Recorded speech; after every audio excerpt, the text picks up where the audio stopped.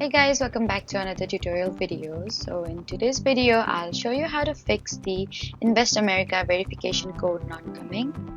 So if you're not receiving your verification code during sign up, then just follow along. First, double check that you entered the correct email address or phone number. Then wait for a few minutes since verification codes can sometimes be delayed. And if you're expecting an email, then check your spam or junk and promotion folders.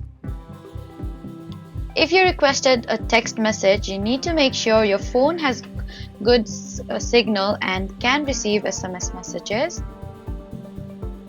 You can also tap resend code, but you need to avoid requesting multiple codes too quickly because that can temporarily delay new ones.